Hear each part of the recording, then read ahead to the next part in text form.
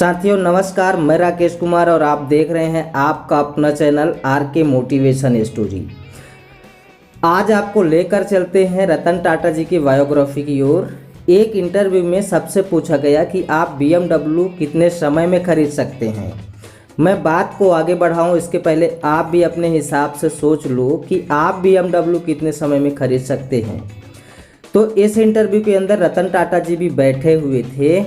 सब लोगों ने अपना अपना जवाब दिया। किसी ने कहा मैं 6 महीने के अंदर खरीद सकता हूँ, किसी ने कहा मैं 1 साल के अंदर खरीद सकता हूँ, ज़्यादातर लोगों ने कहा कि मैं 2 साल में खरीद सकता हूँ। वहीं पर जब रतन टाटा जी से पूछा गया कि सर आप कितने समय में BMW खरीद सकते हैं, तो उन्होंने कहा मुझे लगभग 7 से 8 साल लग जाएंगे, क्योंकि BMW कोई छोटी कंपनी तो नहीं है कि मैं इतना जल्दी खरीद लूँ। वहाँ पर जितने भी लोग बैठे हुए थे सब सोचने लगे कि हम लोग एक गाड़ी खरीदने की बात करते थे और ये पूरी कंपनी खरीदने की सोच रहे हैं। दोस्तों, ये फ़र्क होता है लोगों की सोच में और रतन टाटा जी की सोच में। वो कहते हैं कि सपने ऐसे देखो कि जो कोई न देखता हो। अगर सपने बड़े होंगे तो आपके काम भी बड़े ही करोगे, आपकी मेहनत भी ऐसी ही होगी। कॉर्पोरेट जगत के सबसे बड़े चेहरे यानी कि रतन टाटा जी के बारे में आज हम बात करने वाले हैं। अगर आप इनके बारे में नहीं जानते तो क्या जानते हैं? तो हम आज आपको रतन टाटा जी की पूरी लाइफ जर्नी और उनकी ज़िंदगी से जुड़े हुए कुछ ऐसे किस्से बताऊंगा जो बहुत कम लोग जानते हैं, जिसे सुनकर आपको बहुत ज़्यादा मोटिवेशन मिलेगा। अगर चैनल में पहली बार आए हैं तो चैनल को सब्सक्राइब कर लीजिए, और अगर पहले से किए हुए हैं तो फिर शुरू करते हैं। रतन टाटा जी का जन्म 28 दिसंबर 1937 को मुंबई में हुआ था। उनके पिताजी का नाम नवल टाटा जी था, जो गुजरात सूरत से थे। जब रतन टाटा जी 10 साल के थे तब उनके माता पिता का तलाक हो गया था। तब उनके पालन पोषण की जिम्मेदारी उनकी दादी नवाजबाई टाटा ने उठाई थी। शुरुआती स्कूल की पढ़ाई रतन जी ने मुंबई और शिमला से की। इसके बाद 1952 में वो USA चले गए, वहाँ 7 साल की पढ़ाई की। 1959 में आर्किटेक्चर की डिग्री हासिल की। उसके बाद वो कुछ समय के लिए एक कंपनी में काम भी किए। 1962 में वो वापस इंडिया आए और टाटा ग्रुप को उन्होंने ज्वाइन कर लिया। टाटा ग्रुप को ज्वाइन करने के बाद टाटा स्टील की ग्रोथ को बढ़ा दिया। इतने साल टाटा ग्रुप में जब सब कंपनीज में काम करने के बाद आखिरकार 1971 में उन्हें director's in-charge the national radio electronics company limited यानी कि नेल्को के लिए। उस वक्त नेल्को कंपनी की हालत बहुत ज़्यादा ख़राब थी, कंपनी बहुत ज़्यादा घाटे में चल रही थी, और रतन जी के लिए यह एक चैलेंज से कम नहीं था कि किस तरीके से कंपनी को प्रॉफिट में लाया जाए। इसके बाद उन्होंने नेल्को कंपनी को बहुत ही ज़्यादा चेंजेस किए और कंपनी को न सिर्फ लॉस से रिकवर किया बल्कि प्रॉफिट में लाकर खड़ा कर दिया। उस दौरान उनकी पढ़ाई भी चालू थी। फिर 1975 में उन्होंने advance management programme Harvard Business School से कंप्लीट किया। फिर 1981 में उन्हें टाटा इंडस्ट्री का चेयरमैन बना दिया गया, और 1999 में JRD टाटा ने बाकी सभी कंपनियों की जिम्मेदारी रतन टाटा जी को सौंप दी। जब ये डिसीजन लिया गया तब बाकी कंपनीज के जो हेड थे उनको ये डिसीजन गलत लगा।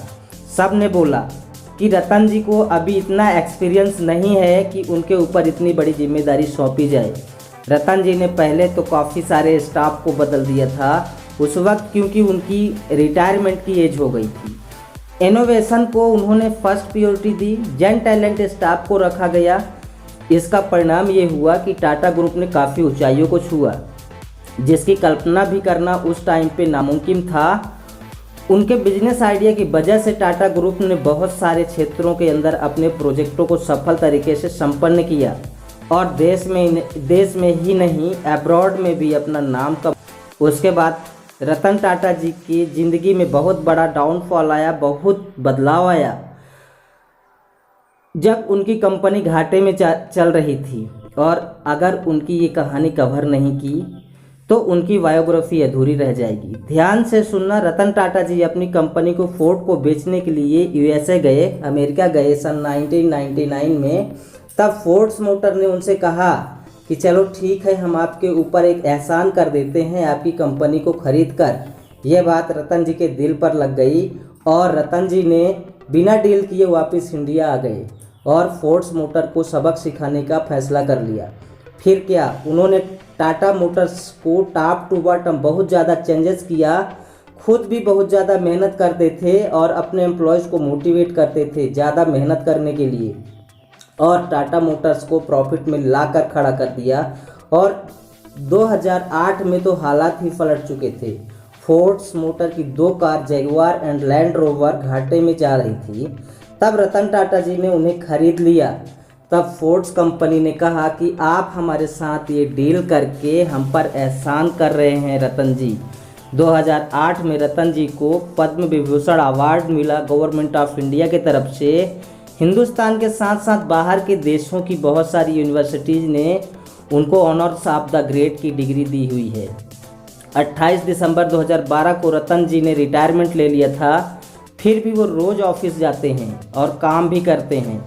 ये तो बात हुई उनकी लाइफ जर्नी की। अब बात करते हैं रतन जी के बिजनेस लीडरशिप ने टाटा ग्रुप को किस मुकाम तक पहुंचाया है। Ratan and Tata was the chairman of the Sons the holding companies of the Tata group from 1991 till his retirement on December 28, 2012. Mr. Tata was the chairman of the major Tata companies into Tata Motors, Tata Steels, Tata Consultancy Services, Tata Power, Tata Group Energy, Tata Chemicals, Indian Hotels and Tata Teleservices. Tata Consultancy Services यानी कि TCS के 285 office 46 countries में हैं और 21 देशों में 147 delivery centre हैं। Total 85 subsidiary companies हैं। ताज होटल के बारे में तो आपने सुना ही होगा। ताज होटल और रिसोर्ट्स के ब्रांचेस वर्ल्ड वाइज 100 हैं, जिनमें 84 इंडिया के अंदर हैं और 16 अब्रॉड में हैं। टाइटन कंपनी इंडिया की सबसे बड़ी कंपनी है और वर्ल्ड वाइज 5 सबसे बड़ी लार्जेस्ट वॉच मेकिंग कंपनी में आती है।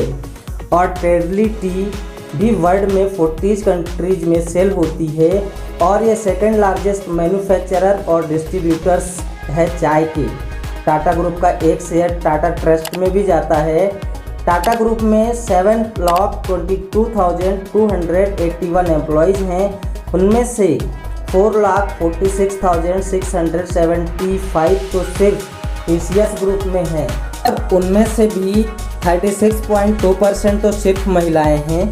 रतन जी ह्यूमन सेल्फ एम्प्लॉयमेंट में काफ़ी स्ट्रांगली मानते हैं। टीसीएस ने 2013 में सऊदी अरब के रियाद में पहला all women technology service centre स्थापित किया था, जो इस फील्ड के लिए एक बिजनेस मॉडल है।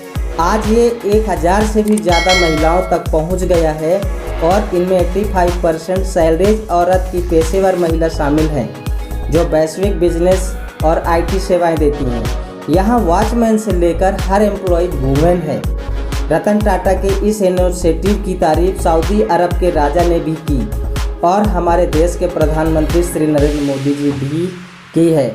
और आज जब हमारा भारत देश कोरोना की महामारी के सामने लड़ रहा था, तब टाटा सन्स एंड रतन टाटा जी ने 1500 करोड़ रुपए पीएम केयर्स फंड में डोनेट किया है। जब जब देश को ज़रूरत होती है, रतन जी हमारे देश के साथ खड़े रहते हैं और इनके लिए हम जितना भी शुक्रिया अदा करें कम है। रतन टाटा के टाइम मैनेजमेंट को सुन के आप दंग रह जाएंगे। 80 कंपनीज को एक साथ संभालते थे। 80 कंपनीज के 80 एजीएम और 80 बोर्ड मीटिंग, साल में 160 दिन तो इसी में जाते होंगे, लेकिन ऐसा नहीं होता था। 6 बोर्ड मीटिंग एक साथ अटेंड करते थे। 15 मिनट ही एक कंपनी को देना है। हर कंपनी को वैल्यूएशन 40,000 करोड़ से ज़्यादा है।